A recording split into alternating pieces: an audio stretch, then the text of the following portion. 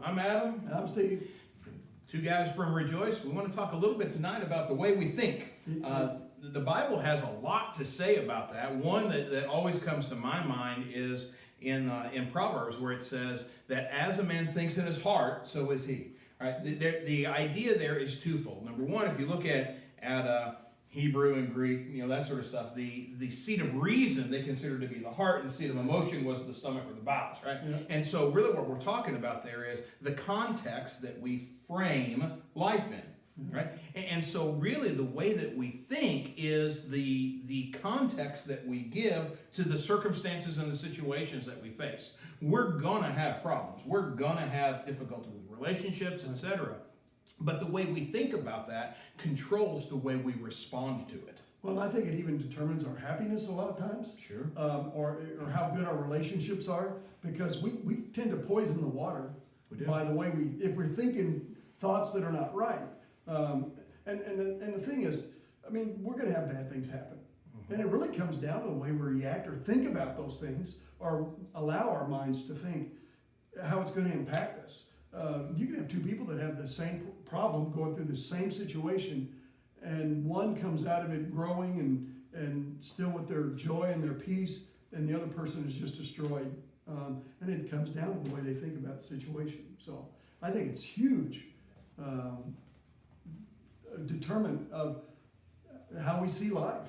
And so one of the things that comes up then is, how do we make sure that we have that positive outlook, right? And it's not as simple as saying, well, never think bad thoughts, right? Yeah.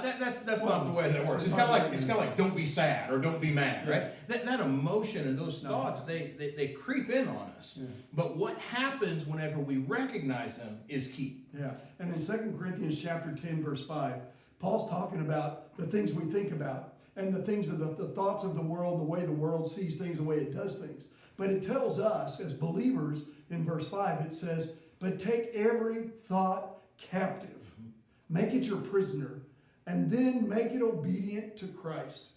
Make every thought obey Christ.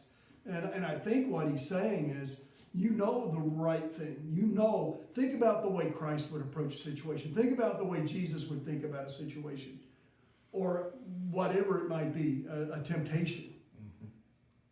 And yeah, you may not be able to stop every thought that hits your head, but you can sure control how long you dwell on that thought.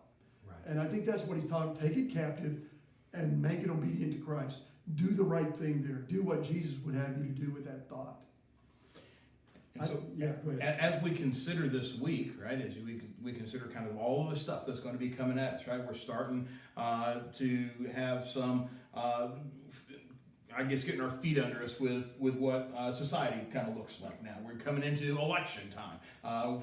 For those folks that are in public school or even private school, school's getting ready to start. Right. So for our teachers, for our students, that's coming up. The way that we approach, right, the way that the context that we give those things that come across our path is absolutely key. One of the things I've been working on with my kids is your response is your responsibility. Yeah.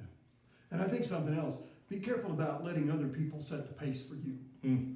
Because it is your responsibility. Now, you can blame it on somebody else, and we live in a negative world right now. We got people that are opposed to each other politically, they're opposed socially, there's just so many places where you can look now and find conflict. Yeah. Don't fall into that trap. It's going to steal your joy, it's going to make you stressed out and miserable. Take that thought captive and make it obey Jesus. Think in a situation the way Jesus would have you to think about it. And I think it will transform your life. It'll make all the difference in the world. So on that note, we would encourage you to approach this week with love, joy, peace, patience, goodness, kindness, faithfulness, and self-control, right? All of those things that are the fruit of the Spirit. And because we have that fruit in our life, we can control our response. Amen. Have a good week. Take care.